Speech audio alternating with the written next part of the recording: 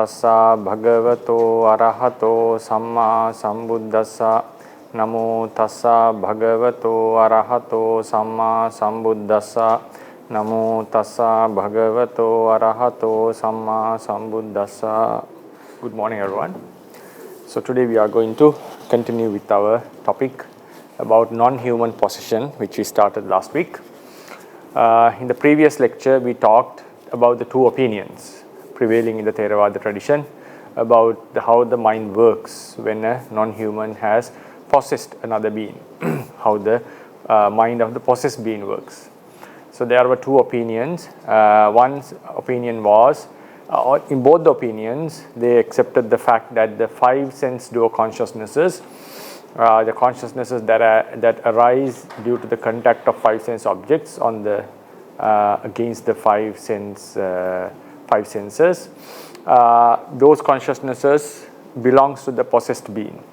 Then the argument relies, the disagreement relies on what sort of kiriyamaya chittas are acting. Kiriyamaya chittas are the consciousnesses that are capable of performing verbal and physical activities. According to one opinion, it is not possible to exactly say whose consciousness is involved in these activities. Another opinion is it's done by the possessed being and under the influence or control of the non-human. So none of the opinions are of the fact that the actions were done. One opinion says that it's not clear to say whether it's the non-human's mind or the possessed being's mind. The other opinion suggests that it is the possessed being, the being who has been possessed. His consciousness are working under the influence of the non-human. On both opinions, the influence is very obvious. The first opinion is not in an exact position to explain or to explicitly mention that whether they were the consciousnesses of the possessor or the possessed. Then we moved on to defining what is actually the act of possessing, avisana or gahana. This act, as commentaries explained, is given as the being entering into the body of the other living being. The non-human is entering into the body of the other living being, but the sub-commentators say that the commentators have mentioned said it as entering because after the possession, the living being acts as if there is a non-human inside his body. So it doesn't exactly say whether the being is inside or outside, and we find in the Dhammasangani commentary about this, a simile about this, when they were equalizing Mahabhuta or giving a simile for Mahabhuta, mentioning that it is not possible for a person to say whether the non-human possessor is inside the body or outside the body while he controls the possessed being. In Paramattha Depini it is mentioned that this is for the ones who do not possess the divine eye, and it also makes sense because if you are able to see the living being through divine eye, obviously you will be able to see whether the being is inside or outside, right? Inside or outside. So now we are going to talk about this and analyze this. I will be using the same handout, and I'm going to talk about few instances, few stories mentioned in the Theravada literature on how a non-human has possessed, how occasions on which non-humans have possessed other living beings. So today will be a sort of storytelling, and those stories will give us more, enlighten us more on this topic, and next day we are going to analyze all these stories and come into a conclusion or a suggestion of what the non-human possession is. So non-humans could possess other beings for various reasons, various objectives. First is 174.1. Sometimes they possess the living beings and perform various activities. To act. One is to act and to do certain activities. They may have certain objectives, or they may just willing to do something. Then the next page, number 2, some non-humans get their nutriment requirements with the help of the body of another living beings. For nutriment.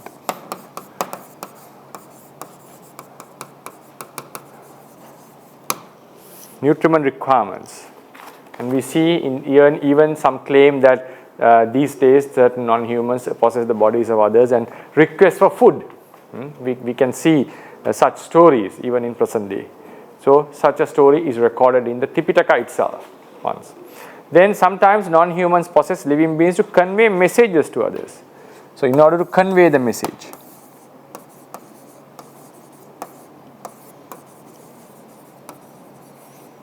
because they are unable to express it with their original bodies, which are very subtle and beyond the human apprehension. So what they do is they possess a certain being, especially a human, and using their physical body, they express their idea. Then obviously comes the question, what is the language they are being using? Were they able to speak the language that we do, or are they just using our mind and making us speak our own language? Or in some instances we see in present day experiences that some possessed beings happen to speak a language that they do not know during the possession, and they claim that there is a possession. There can be arguments whether it's actual possession or not, I know that, but if you take it as a fact, or if you take it as something evidence of possession, sometimes there are instances some beings are speaking a language that they do not know while they are under normal conditions. So anyway, so these all will lead to, if we scrutinize them very deeply, the argument can keep on going, but we'll just try to find out, because our objective is to analyze how Chittaja Rupas are functioning during a possession and how it is related, the acts are related to the consciousness of the possessed and also the possessor. To act, so there are few stories regarding this. The first is Venerable Bahya Daruchirya was killed by a cow who possessed a female non-human female. So Bahya Daruchirya together with another 3 friends in a past life hired a prostitute, and then after having sex with her, instead of paying her, all 4 of them murdered the lady. And while being murdered, she ingrained a strong enmity towards the 4 men who were acting very unjustly. So she kept a resolution that I one day will be a non-human, a female demon, and kill all of them. So that was the resolution that she made, and she was born in the woeful states, and somehow she followed them, like the enmity was there. So all 4 of them, while wandering in the samsara, that was a very bad deed that they did. They encountered the suffering, and they had to feel the suffering of their misdeed. And when the Buddha was alive, 4 of them were born in 4 different locations. One was a certain person who was, while traveling on the sea, the shipwrecked, and then he acted as a certain hermit in a certain area, and wearing a cloth or a garment made out of wood sticks, wood made out of wood. Then he was known as Daruchirya. Chirya is reversed to Chivara. That is a distorted word of Chirya. So he was wearing a wooden Chivara. So he was recognized as one of the Arahants, and he himself thought that he is an Arahant. Then he was helped by one of his past friends who was born in the Suddhavasa realm, and he came and helped him, because Daruchirya was a monk in the Buddha dispensation of the Kassapa Buddha. He was a monk, and 7 monks climbed a mountain, and they kept on meditating without having food. The elderly monk became an Arahant and it attained Parinibbana. The second senior became an Anagami and was born in the Suddhavasas. The remaining 5 starved, like they were meditating and starved to death. One of them was Bahya Daruchirya. So the brethren, should not say colleague, he's a spiritual friend who practiced with Daruchirya a long time before. He was observing him, all these 5 members, and when he saw that Daruchirya was going astray from the spiritual path, he appeared and suggested that you better go to Venerable Gautama, because there is a Samma Sambuddha who is in the world, who has appeared in the world, and you are not a arahant or any of them, or you are not even in the path towards arahantship. So then Bāhiya Darucirya approached the Buddha, requested for Dhamma 3 times, and while the Buddha was going for Pindapat, and he gave a very short discourse, listening to which Bāhiya Darucirya attained the arahantship standing. Then when he requested for the monkhood, Buddha said, you have to find your own robes and bring them so I can ordain you, the monks can ordain you, because he didn't have the capacity or the karma to become a Ehi Bhikku, to get the direct ordination from the Buddha. So while he was searching for a robe in a trash heap of trash, this non-human, female non-human, got the opportunity. So what she did was she possessed a female cow and ran onto him and killed him. So later on, when the Buddha was coming back from Pindapata, he saw the dead body of Darucirya, and he asked monks to do the rituals as if they as for another member of the Sangha. And he was still a lay person, but he was treated as one of the Sangha members. And he was also given the title of the foremost among the ones who attained arahanthood swiftly. The ones who swiftly attained the arahanthood completed the task.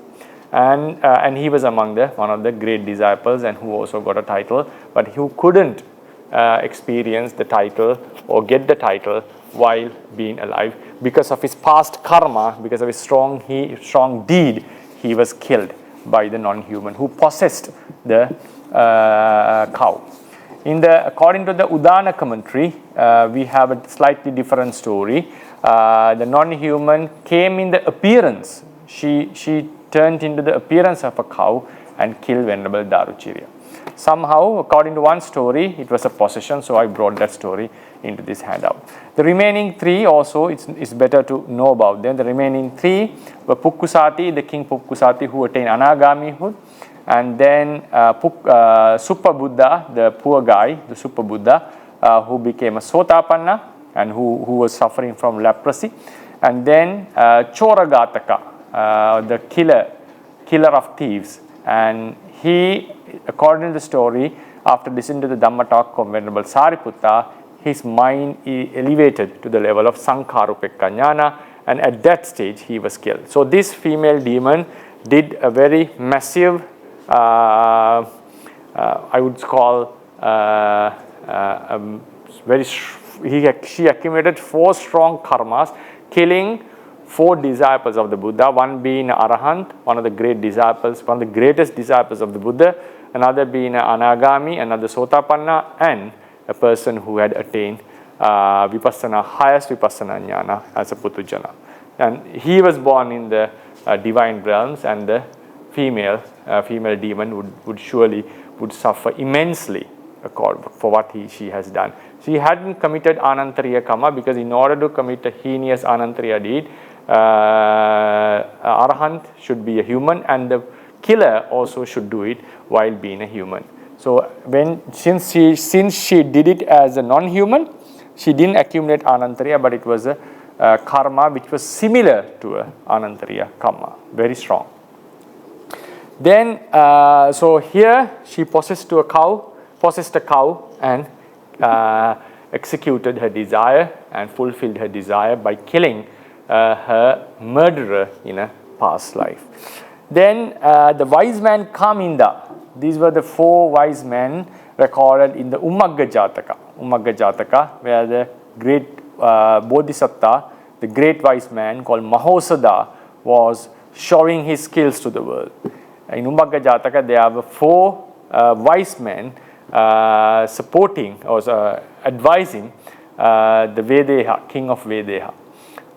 They were Senaka, Pukkusa, Kaminda, and Devinda. So Kaminda, among them, he later became Ambattamanava during the Buddha's time.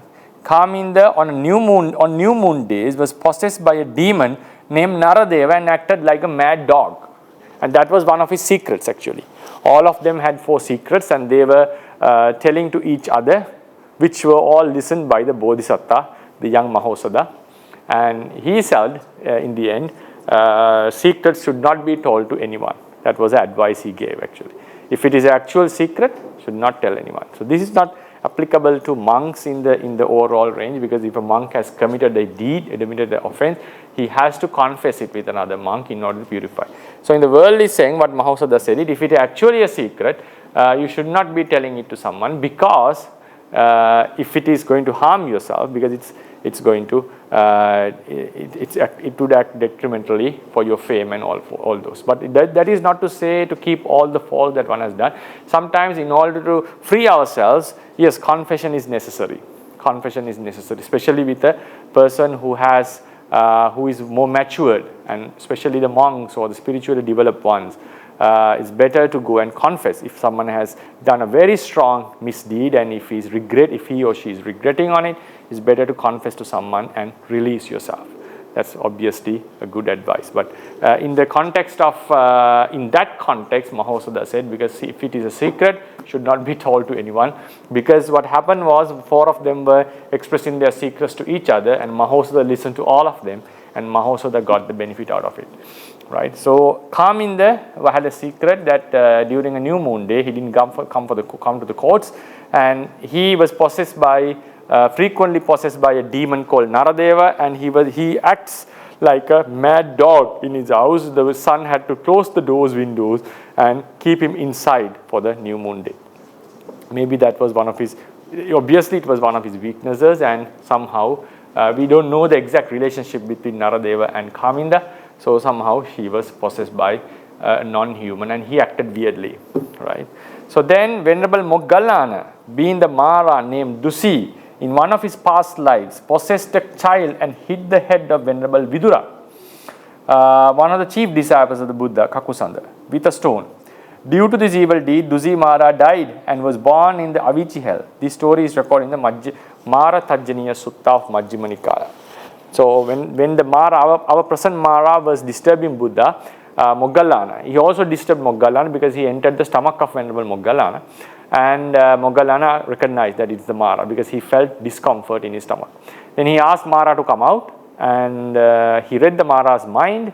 When he asked Mara to come out, he just kept silent, and the Moggallana said, "You heard me, you knew that I saw you, and you just kept silent to show that my assumption was wrong, so please come out." So he read the mind of the Mara, and Mara was afraid, and he came out. Then he was standing on the window of the kuti. Then Mara, the Moggallana, advised him, gave him advice, Mara Tajjaniya, threatening the Mara in the sense of showing the vipaka of his misdeed. Then he said, "I too was a Mara when a different Buddha was living in the world." That was Venerable Buddha Kakusanda, the first Buddha of this eon, of this era. So he, at that time, I was the Mara named Dusi, and you were my nephew of that era. You were my nephew. And Dusi Mara was very fierce and very vicious, and unlike our Mara, who didn't disturb the monks physically. We don't have records of him hurting the others physically, to my knowledge.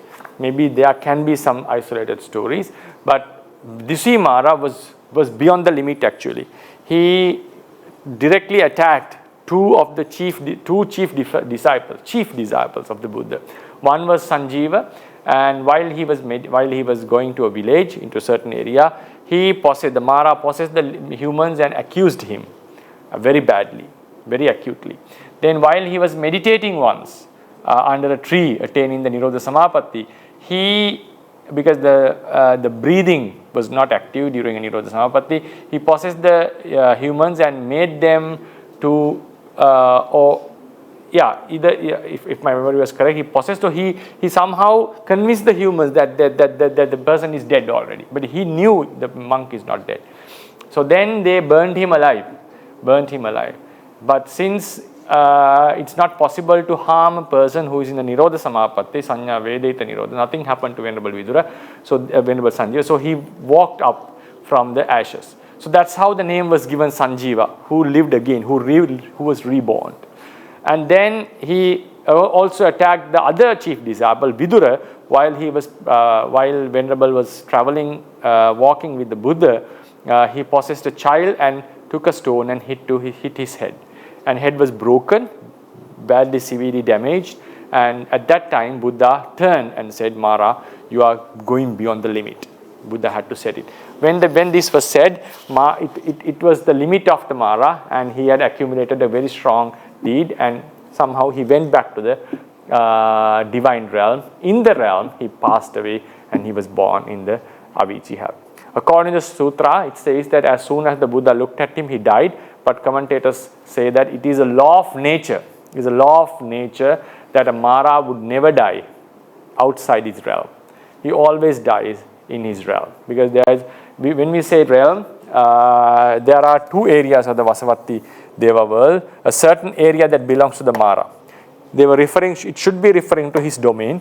So somehow he went to his domain and he died, instantly died, and he was born in the Avicii hell.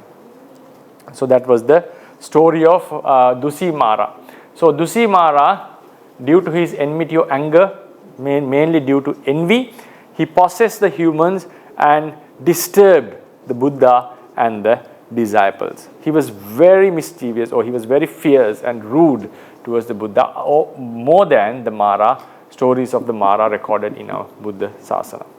Then there are stories according to Tipitaka and commentaries in which the current Mara possessing various living beings are disturbing the Buddha and his disciples.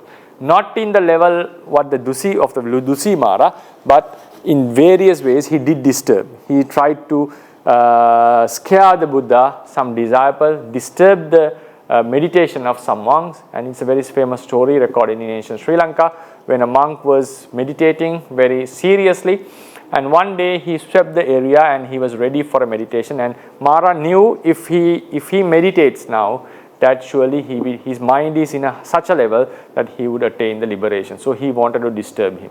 So what happened was once he came as a monkey and broke the branches of the trees and polluted the place, and the monk had to re-sweep the area. Then he came as a cow and putting dung, he just completely ruined the area. Then next time, after he had cleaned, he came as a cripple and started to walking here and there, disturbing the area. So then at that time, Venerable asked him, who are you? Because I haven't seen a cripple in this area, because I've been living here and going for Pindapata for a long period. Then he suspected, because it happened 3 times in the same day, it happened thrice, so this may be the Mara that who is going to disturb my meditation, because my meditation is in a quite high level now. Then he asks, are you the Mara? And it's the nature of a Mara, it says that he doesn't lie normally. So then he says, yes, I am the Mara. So then the Venerable tricked the Mara, and he said, if you are the real Mara, you must have seen the Buddha, actual Buddha. So just show me how he was. So it was like asking to prove him. So then with his arrogance, to show his powers, he appeared like the Buddha with all the 32 body marks. And it's also mentioned in the Tipitaka that he approached Surambhatta, who was a Sotapanna, and he appeared to him in the guise of the Buddha and taught that he made a mistake while teaching him, and he wanted him to have hold a different doctrine. He said some elements, some sankharas are not permanent. So though I said that every sankhara condition reality is impermanent, some are permanent.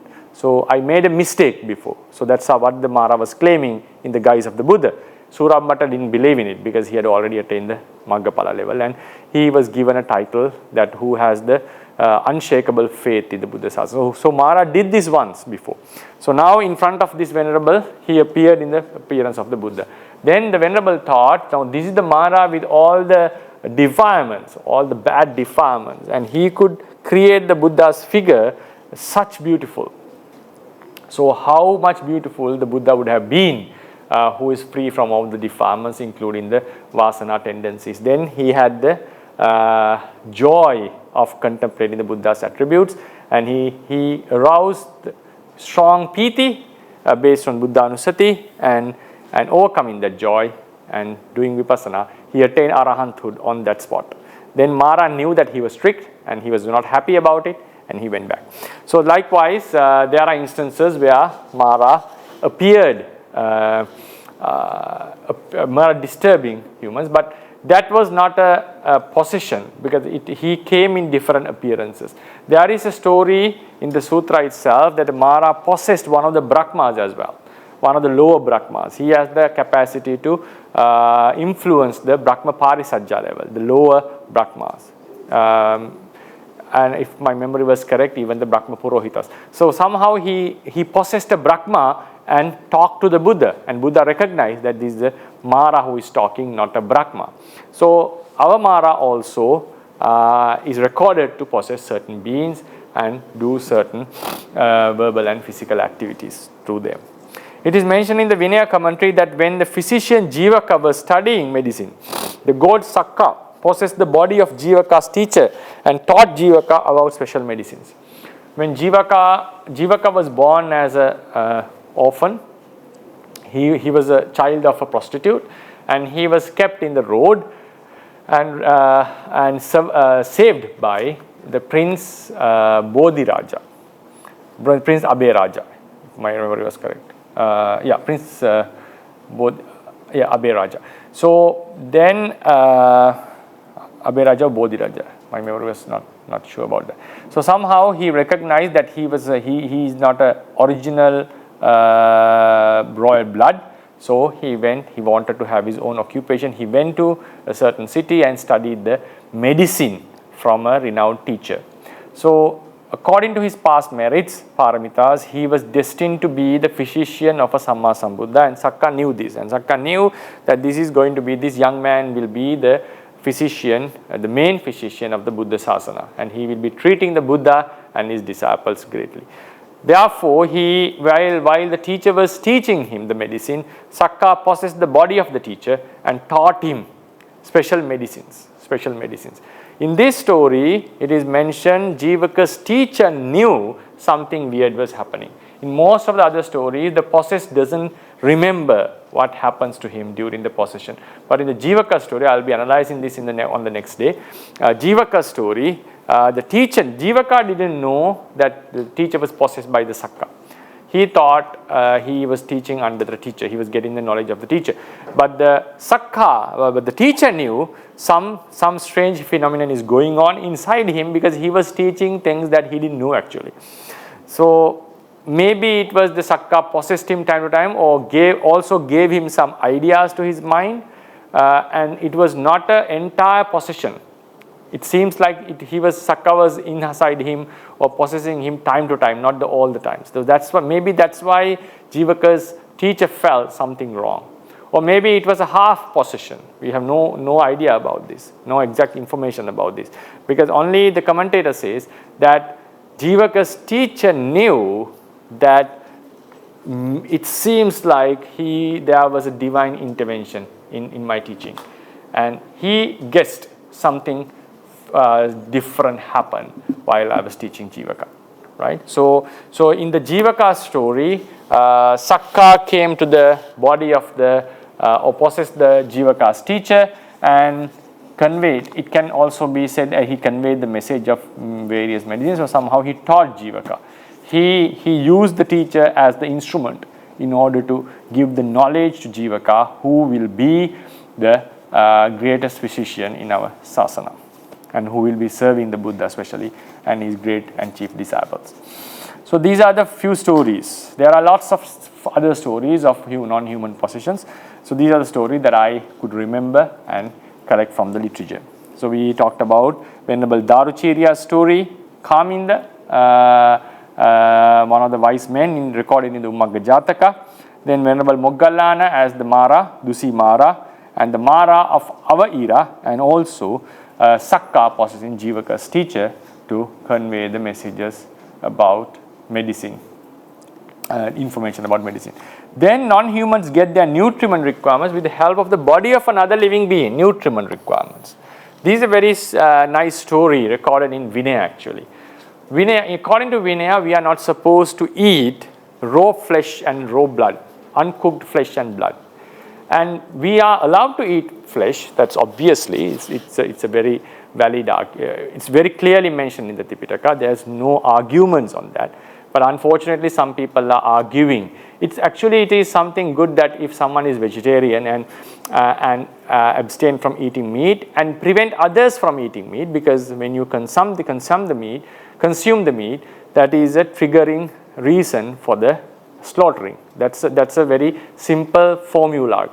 More we eat, more animals will be slaughtered.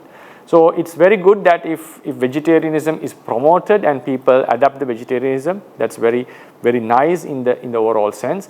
But it's unfortunate that some people try to show that the Buddha was a vegetarian, which is completely against the doctrine. Because there are instances where Buddha has said that previous Buddhas have eaten meat, and there are stories in which the Buddha himself has allowed monks to eat meat. He never encouraged monks to eat meat. When Devadatta suggested the 5 vara, he said, if one is not interested, he may not eat meat. But if one is interested, he may eat.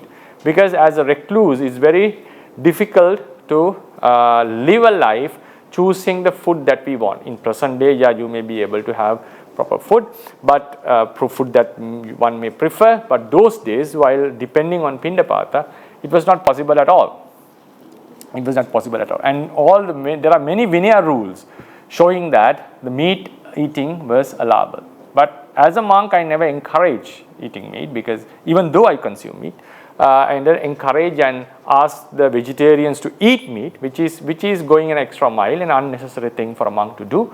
But if someone advocates that the Buddha was a vegetarian, it's an utterly wrong advocation. It's utterly wrong, and it has no basis, and there's no argument in it. Buddha has prohibited us from eating 10 types of meats: human flesh, lion flesh, elephant flesh, dog flesh, serpent flesh, then tiger, bear, leopard, and hyenas. That's the word goes as taracha. That's how the modern scholars translate these as hyenas. So these are the 10 types of, and we are not allowed to eat elephant flesh and horse flesh, because they were the vehicles, or they were the possessions of the king those days, and they were very expensive animals. They're very useful animals for the humans. So when the criticism came, Buddha prohibited eating such meat. Human flesh was prohibited during the Suppya's incident. When she couldn't find any meat in the market, she cut her thigh and cooked it and sent it to the monk, and he ate it, and it was good for him actually.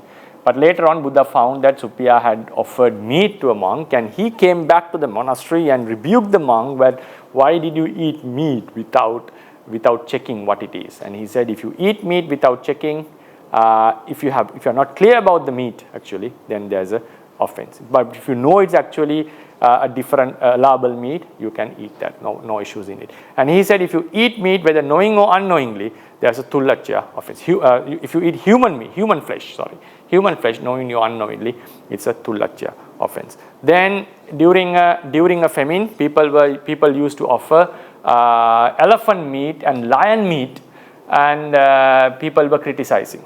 Some people offered, the monks were eating, and then people criticized, because these are the flesh of animals used by the king, and Buddha prohibited not to eat elephant meat and horse meat.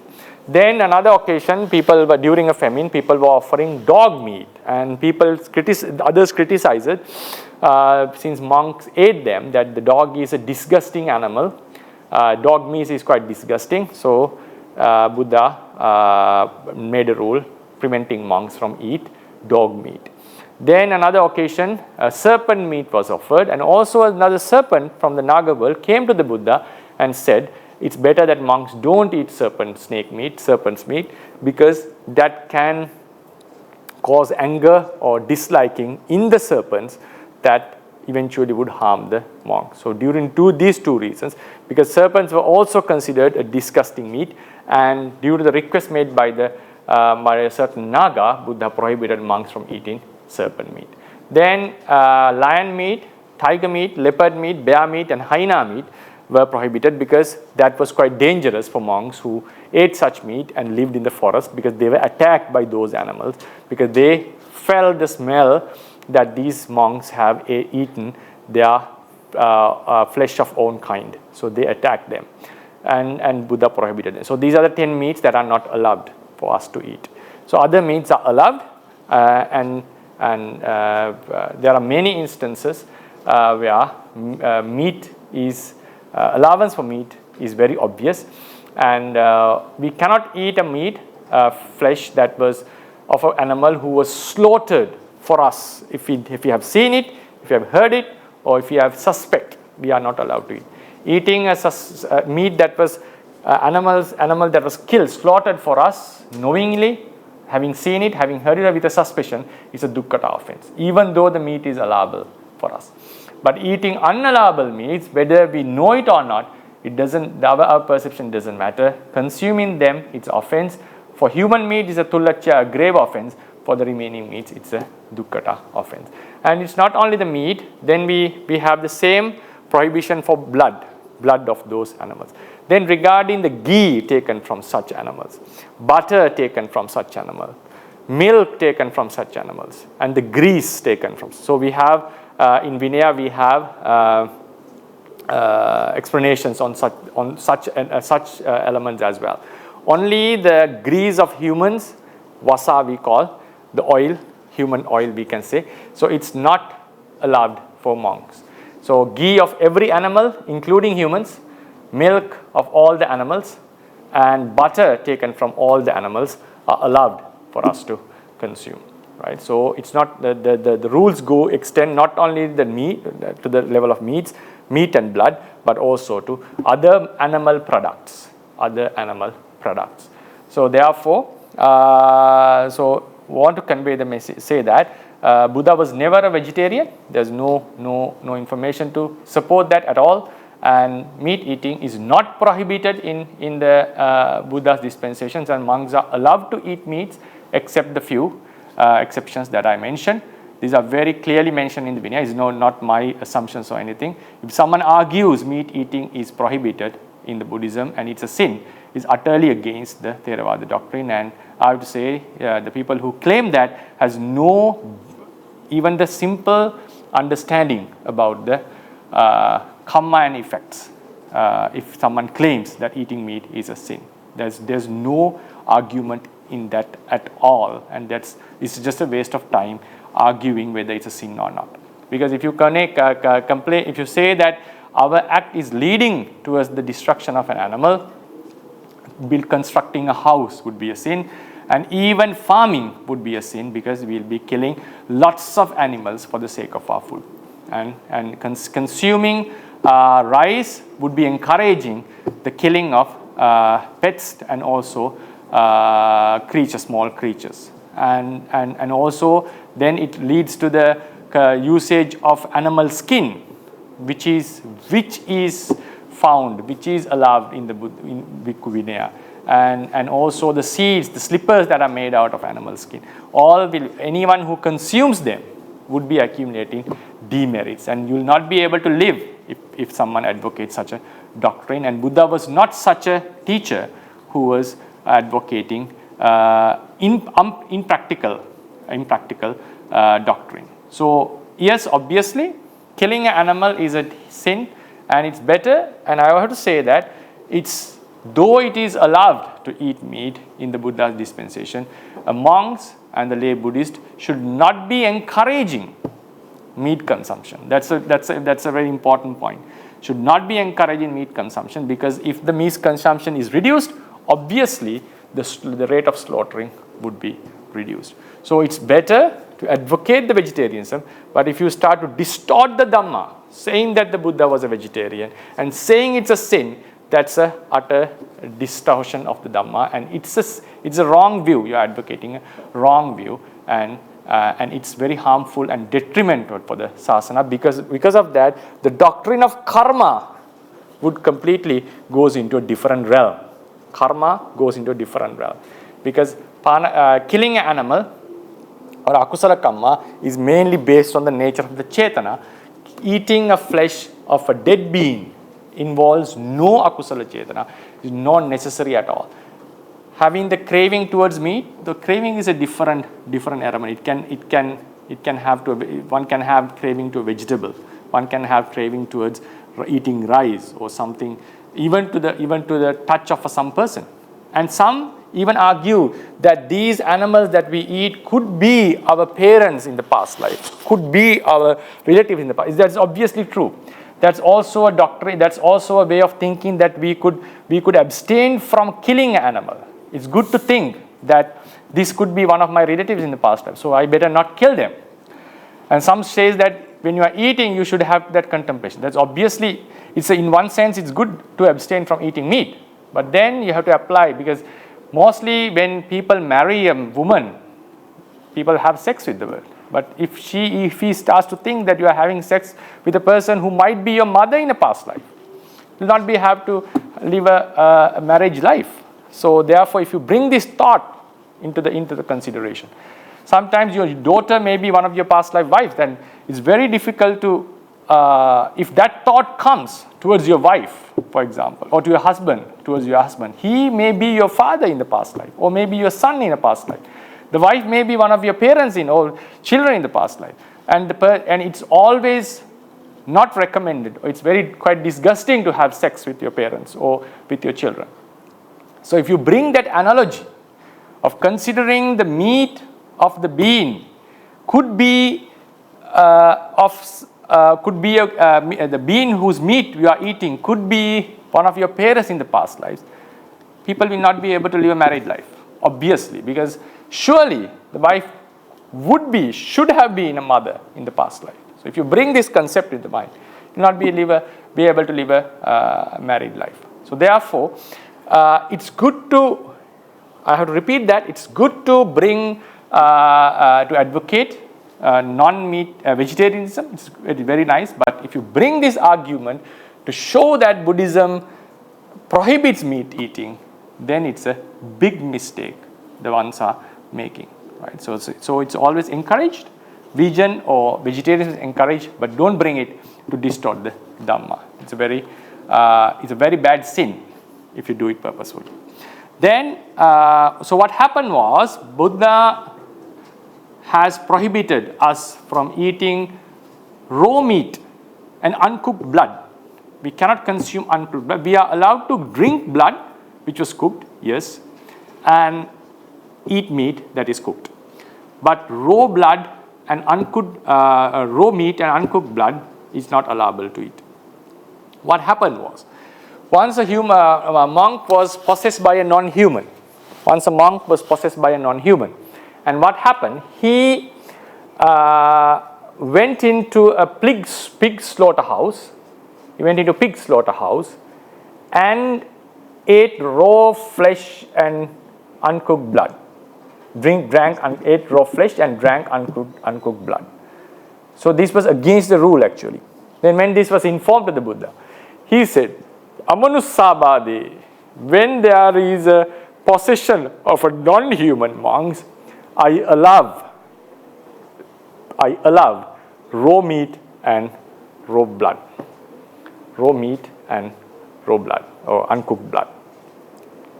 So the commentators say it was not actually the monk who ate the meat or drank the blood. It was the non-human. This is the point here. For nutriment purposes, so through taking the man as a medium, the non-human ate the blood and ate the meat and drank the blood.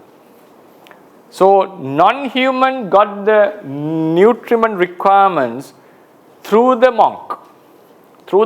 This will open a big gate in our non-human possession debate or discussion. So what does it mean? It seems like the non-human's body could be supported by aharaja rūpas produced by this meat and blood. And also it is very reasonable to assume that the non-human felt the taste of the meat and the blood.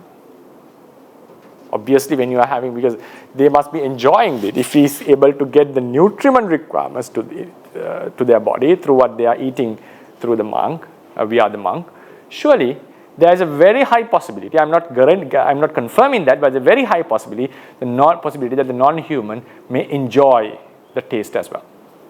And there are various incidences recorded in present day.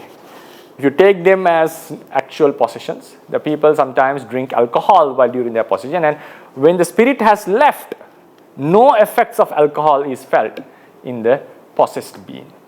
So these theories suggest that the entire nutriment essence was taken by the non-human.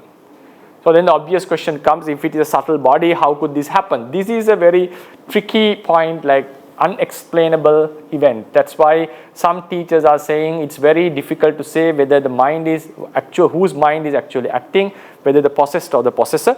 In the same way, if it is getting actual nutriment requirements through the consumption during the possession, then how could the subtle body of a non-human be affected by this gross food that is consumed by a human? So when that gross food obviously affect the body of the living possessed being, it has to happen, to my understanding, but most of the essence must be taken from the non-human while he is being possessed. So it shows that there is a very strange phenomenon going in terms of the Rūpa as well. Strange phenomenon going through the Rūpa, in the Rūpa as well, because the commentators in this story says that it was not the monk who consumed this meat and blood. It was the non-human. After getting his requirements, he left the monk. So Buddha said, in such a non-human possession, it is not an offense for the monk to eat flesh and blood, because though the commentators say that it was the non-human who ate it, but think in a practical scenario, because when we see from outside, we feel that there is a possession going in, but it's actually the monk who is eating. Physically he is involved, because some offenses are there. For instance, our mind element doesn't matter. For instance, I think that now I'm living in an enclosed area, so I think there is no women here, and I lie down. But while I'm lying down, some lady comes in and starts to sleep inside, I will be committing an offense. So there is no mind element involved there. So some rules are very strict. Even we are not being aware, we may still commit an offense. Possibility is there. So now when we look at the monk, because raw meat eating and blood consumption is an offense which doesn't need the mental element. Whether the monk knows whether it's raw or not doesn't matter. As long as the monk consumes them, he'll be committing an offense. So now when you look at the incident from the outside perspective, now the monk is eating raw blood and uncooked blood, consuming uncooked blood and raw meat. So it seems like the monk is doing, but because we are not sure whether it's the entire possession going on, or whether time to time the consciousness is coming into the normal state, and possessed time to time there can be ups and downs. So in such a non-human possession, when you look from outside, the Buddha has said, no, even the monk eats them, there will be no offense. So according to the commentators, is actually the one who is eating is the non-human, but physically the monk is involved there. So therefore, monks will not be committing an offense on such scenarios, right? So once the Buddha was alive, a certain non-human possessed the body of a monk, went to a pig slaughterhouse and ate raw meat and drank blood. Afterwards, the non-human left the monk. Though monks are not allowed to consume uncooked meat and blood, post to this incident, the Buddha permitted monks to consume uncooked meat and blood during a non-human possession. Moon Sabbath. Further explaining the story, the commentary states that on that occasion, it was the non-human who consumed meat and blood, and not the monk. After fulfilling his need, the non-human went away and the monk came back to normalcy, right? So then sometimes non-humans possess living beings to convey messages to others. So this is a very nice story. Venerable Sanu Samanera. Sanu was a very good Dhamma preacher. He was a Samanera, and he was not happy about the holy life and he wanted to disrobe. Then he went to his mother and said that I'm fed up with this holy life, I want to disrobe and be a lay person and live a life. Then the mother didn't like the idea. She wanted him to continue as a monk and to grow in spirituality, but she was not able to convince him. Then she thought, okay, just give me one chance. I just want to offer a meal to you before you disrobe, because I want to accumulate offering meal to one of my sons while he's a monk or a samanera. Then while she was preparing the meal, the samanera was possessed by a non-human, and he started to act weirdly. So the mother had to bring villagers, who the devil dancers and all so forth, and they were surrounding him, and the samanera had no idea what was happening. The non-human was acting. And then when they asked her to leave, it was a female non-human, then she said, yes, I will leave under one condition. What was it? What is it? And she said, only if you make sure that the samanera would not disrobe, I will leave him. Then they asked, what is the benefit for you from him being a monk? Then she said, I am his past life mother. Now when he is preaching Dhamma, he is a very eloquent Dhamma preacher. When he is preaching Dhamma, many deities come to listen to his Dhamma talk. And during in the assembly of deities, normally the superior ones sit in the front and the inferior ones have to go back and sit behind. So I am a demon, non-human demon, Yakini, and I don't have the capacity to sit in front while the glorious deities come. And they are coming to listen to his Dhamma talks. But still they give me a permission. They know that I was his past mother in the past life. So then they say, this is the mother of Sanu Samanera, past life mother of Sanu Samanera. So let her stay in front, because she deserves to listen to her son's talks. So I am able to listen to the Dhamma in the front of an assembly of deities, which was a very great feat for her, being a non-demon, being a female devil.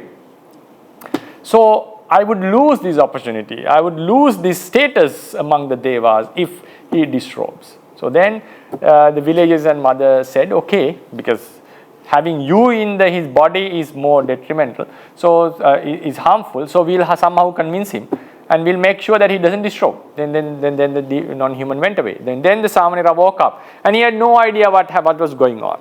And this is a very good clue that the possessed doesn't have any memory of what happened. I'll be discussing on these issues next week. But in the Jivaka story, the possessed had a clue about something fishy was going on. So now the Sanu had no idea, and he asked what's going on, why people are surrounding me, and he woke up. Then they said, you were possessed by a devil and non-human, and she claimed to be your past life mother, and she wanted you to not to disrobe. Then he asked, what's the purpose? Then they said, when you are preaching Dhamma, you are such an eloquent Dhamma preacher, many deities come to listen to your talks, and in that assembly, your past life mother gets the opportunity to listen to the Dhamma sitting in front among the leading deities. So, and she doesn't want to lose their status, so she's asking you to remain as a samanera. Then the samanera thought that he was surprised, and he thought, the deities are coming to listen to my talk, and he felt like he was just an ordinary person, and he was not happy with the holy life. Then he felt, I'm being praised and looked at by even by the deities, and they are coming to learn from me. So then he felt some kind of self-confidence, and self-confidence can do various things in our lives. It can change our lives. It's a very good story. Then he thought, if I'm such an important person, why don't I remain as a samanera and grow? So that was the triggering point. The praise from the society, praise from the non-humans, made him to remain as a monk. Sometimes it's not only the spiritual aspect, the wholesome mind that drives us towards the Nibbana.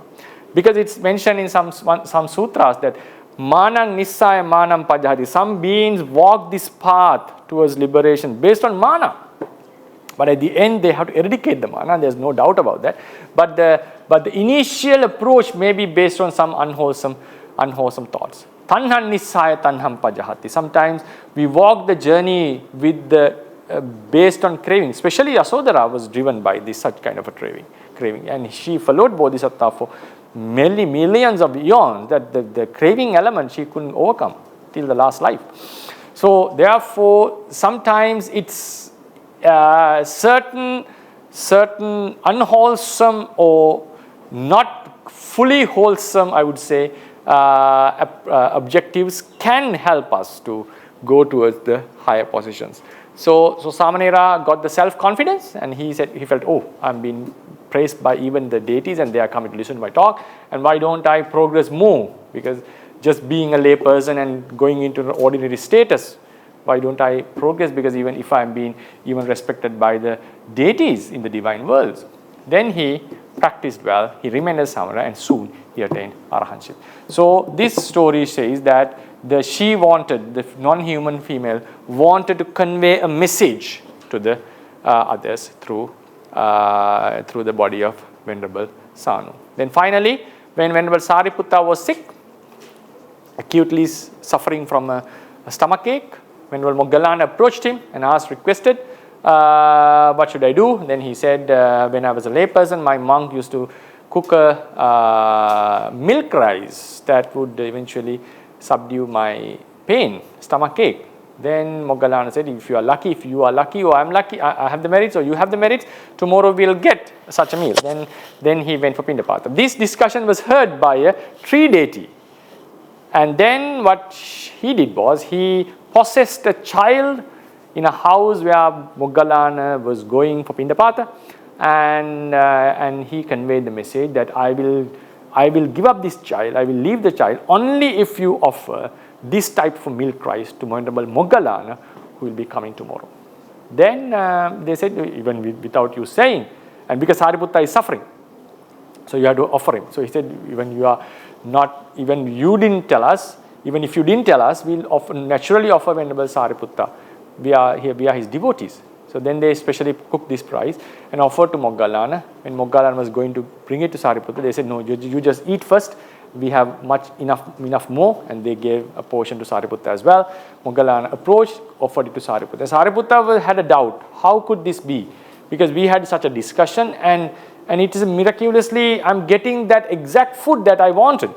And he checked with his divine powers. Then he understood that this was organized by a deity, possessing a child, harming a child, disturbing a child, and that deity had heard our discussion, and he felt a bit ashamed to eat this, because it was like he has instructed someone. It actually is not against the Vinaya. It's perfectly okay to eat that, consume that meal, but he felt that's something not appropriate to his standards. Then he asked Moggallana to immediately go and throw this away. Then Moggallana, even without saying a word, because obviously if we were there, we would have doubts. Why are you asking me to throw? Do you have doubt about my sila? Obviously such thoughts would come, but Moggallana, respecting Sariputta, believing and trusting Sariputta, immediately went and threw the food without counter questioning him. So it says that when the food fell into the ground, that moment the pain was completely gone and he got cured. So this is also a story where a non-human wanted to convey the messages to the world. So now we talk, there are very nice interesting stories about non-human possessions mentioned in the literature. Next day I'm going to analyze these stories and get the highlighting points and try to build up an argument or the theory about the non-human possession and bring it further with more insights. So I give you the opportunity to ask questions. There are two questions. Yes. My question is, some people having the influence of non-human beings or spirits employ themselves as soothsayers or prophets, and they help the people to detect stolen things, lost things, as an example. But I have learned that non-human beings have the faculty of power only to read the mind of other persons, if they are persons. And I think that what the so-called prophets or soothsayers are doing is only reading the mind of the person who comes to seek their service. My question, I ask you whether those non-human beings have the capability of more than reading, capability of going beyond the reading of minds and help the people to find the stolen things and like that. And my second question is, now already I know that they can read other person's mind. My second question is, when they read other person's minds, what kind of concepts are going on their mind? Because all the concepts are limited within the 89 concepts. Those are my two questions. Non-humans have some strange capacities according to the literature, and it depends on the species also, whether he's actual Dugati non-human or Sugati non-human, and sometimes deities are considered as non-humans in this regard. So it's not only reading others' minds, but they can see far away things. Some non-humans are capable of seeing what is happening in the future. If you go to the story of Kali, and she was able to predict in the Dhammapada story, she was able to predict what is the forecast. She forecasted the rains and the weather conditions, and gave the message to her friend who was the enemy in her 5 lives, in her past lives, and the friend was able to get better crops. So yes, they have certain capacity. They are able to see things far away. They are able to see the past. They are able to see the future sometimes, and also to read others' minds. So all these capacities are there, and they are also to go faster in the space than us, and to change their appearances, and to go through some tiny places. And all these superhuman, the things that we call superhuman powers are they do possess. But maybe it's not that every non-human has this capacity. Some Petas obviously doesn't have the capacity. They are just suffering from the past evil deeds. So yes, it's not only reading the minds. It's they may be sometimes, but I'm not exactly saying what the people are doing today are accurate. But if you talk with if you look into this in terms of Theravada fundamentals, yes, they have the capacity, and there are lots of stories that they had that capacity, and some knew even what's going to happen to them, and some even knew they are following rebirth. If you look into the Petavattu Pali, one said that I'll die and will be born in the Avicii hell in few days, and so try to help me. Then the sailor asked, how could I help you? Then she said, if you offer a robe to the Buddha and the Sangha and transfer merits to me, I'll be able to escape from this pending agony that I'll be experiencing in few days. And she was able to escape that agony and suffering, and because the sailor helped her by offering a robe to the Buddha and the Sangha. So therefore, it's not only reading the other's minds, and it doesn't mean, and sometimes they also have limitations. They cannot read the minds of every being to every extent. Some consciousnesses, some attainments, they will not be able to read. And yes, the possibility is there. Obviously, the possibility is there. Then, what type of a consciousness arises? That's a very tough one to answer. I haven't also thought about it yet. It is not the jhana chittas, and that's a natural consciousness that they have. Can it happen with the unwholesome consciousnesses? It seems like it's a wholesome consciousness because you are reading something beyond like others' minds and all so forth. But it's not a jhana or abhiññāna consciousness. The abhiññāna is given, for instance, abhiññāna of a human is given the name of divine eye because it is similar to the actual eye, physical eye of a divine being. Since it's similar to the actual ear of a divine being, the abhiññāna was given the name divine ear, divine Dibba Sota and Dibba Chakku. So these capacities in the divine world is found in their physical eye and ear. And while they are reading the other's minds, they do not need to go into a concentration and like we have to in order to read the other's mind. That's naturally, they inherit that capacity. They inherit that capacity. And also the capacity to take someone else into the possession. It's different from hypnotizing. Hypnotizing is some kind of a method that we use. And there are evidences that not only around 20% of the human population can be hypnotized. Not everyone can be hypnotized.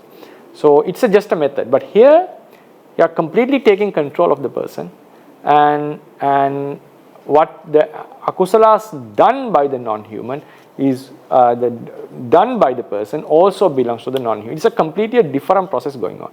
So that is also one kind of a capacity the non-humans possess. I don't know whether every non-human has this capacity to possess someone. It's a very special capacity that they have. That's why it's called the kamma vipakaja iddhi. It's a capacity that they have by birth. Not every non-human has this capacity. So therefore, these now, in order to take someone under his control, with what consciousness they have done it? Have they done it? The Sanu Samarada story, she did it with a good objective actually, to prevent him from disrobing. But in the story of Dusimara and Bahyeda Ruchirya, possessions were done with unwholesome intentions, obviously unwholesome intentions. So reading others' mind and all, I'm unable to exactly say you, because we have only, as you said, limited number of consciousnesses. But these limited number of consciousnesses, you can reduce them into much smaller categories, like consciousnesses by which you perform certain verbal physical activities, and they are driven by unwholesome natures and the wholesome natures. So there are, all these 89 could be reduced into a very few number. It can be done. And so it has to be actually a kiriyamaya chitta. The obvious question is, can it be done with unwholesome mind, and can it be done with a wholesome mind? And some deities have presented certain objects to the minds of other beings with the intention of harming them. I'll be talking about them in another lecture at the end of this non-human possession. One Mahathera was harmed by such a misleading information given to him. That was done completely out of enmity. So it seems like if it is something innate capacity that they have to read the other's mind and to do some weird stuff, such as seeing something far away, seeing the past, seeing the future, or also possession. Possession is also another capacity that they possess. It's a very strange capacity that they have. Only non-humans have this capacity. So then humans and animals do not have it. We don't have that capacity to possess someone completely, entirely. And so it's also a special capacity. So if that can be done with unwholesome mind, and if certain objects can be presented to mind with unwholesome mind, and if they can do other stuff with unwholesome mind, and I don't see a hindrance for them to read the other's mind with unwholesome thought. I don't see, because it's something that they innate, that they possess by birth. So it's not something that for us, in order to read the other's mind, obviously it has to be with a higher concentration, because it's beyond our capacity. But reading the other's mind and doing some weird stuff is within their capacity. So if it is within their capacity, obviously they can do it with wholesome and unwholesome minds. So I think my personal opinion is it can be done with both wholesome and unwholesome consciousnesses. May I have your permission? Yeah, Please? sure. Actually, my question was partially answered, because I was going to ask you about Kali and probably Alavata. Both of them were man-eating yakkers, according to the stories. But they were able to both attain Magga Phala. So I think both of them became stream enterers after listening to Dhamma. So for that to happen, they can't be really, their pratisandhi must be caused by a trihetuka karma. I'm using a lot of Sinhala, I hope others won't mind by using that. Three-rooted karma. Pardon? Triple-rooted karma. Yeah, triple-rooted karma. So they can't be actually in a lower realm, so they must be in the Dhatu Maharajika as Dvemanika Yakka. So that's one side of the story. But then we talked about quite a number of other possessions done by various non-humans. some of them could be even from the lower realms. So that may be the reason why they do akusala. Then the other point I want to ask you is, now even though they are born in, because this is related to the question Kamal asked, even though they are born in animal or even a lower realm, they still possess jati smarana jnana to remember what happened in a future past birth and go and attack that person or do harm to that person.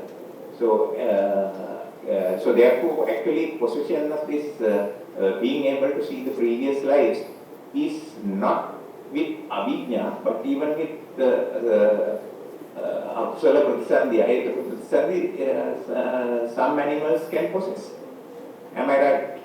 Yes, so that's correct. So because even in the non-woeful and petavattu we see, petas can see the past life, and some animals can see the past lives. So, but that doesn't suffice. That doesn't mean that all the activities like the alavaka, the ones who are in the blissful realm, can possess others with a wholesome intention and also with unwholesome intention. Obviously, they can do that because we can see Mara possessed other beings with unwholesome intentions. So, just being in the blissful realm doesn't make that they can possess with wholesome and unwholesome intentions. And in the same way, the ones who are born in the woeful realms will also be able to possess with wholesome and unwholesome intentions. But the point you brought is like, it's a very interesting one. Like if they can recall the past life, normally in the literature we refer to this as jati smarana jnana. It's referred to as a jati smarana jnana. But is it that always that now for a human being, yes, it has to be a kind of a human and animals. It has to be some kind of wisdom in order to recall their past lives. But for the petas and others, I don't see that it is always necessary to be a wisdom because it's something that they possess by innately they have that. So yeah, the Kamal's question was those miracles or extraordinary activities that they could do which are beyond our capacity, can they be done with wholesome and unwholesome minds? But when it comes to the humans, I feel whether they are in the blissful realm or the woeful realm, yes, it can happen with both wholesome and unwholesome minds when it comes to the non-humans. Okay, thank you very much, sir. Okay, Theravada. So yeah, we'll conclude. There's no questions more questions. So we did some stories today. It was a storytelling lecture, and next day I'm going to talk about. I'm going to analyze these stories and talk the awareness of the possessed and the karma accumulated by the possessed, how the body, the relationship of the body of the possessor and the relationship of the possessed and the possessor's body, and yeah, so how the mind is working at that moment, and then we'll try to analyze how the karma is accumulated, and with this information, what could be the assumptions that we can reach about non-human possession. So I conclude the lecture. I hope you enjoyed it, and next day we are going to talk more further information about this non-human possession. So with this merit of discussing Dhamma, may all of us be able to understand Dhamma deeply and precisely and attain the Nibbana as soon as possible, and may this help for the sustaining of the Buddha Sasana as well. Buddha Sasanang Chirantittatu, Buddha Sasanang Chirantittatu, Buddha Sasanang Chirantittatu, sadhu, sadhu, sadhu.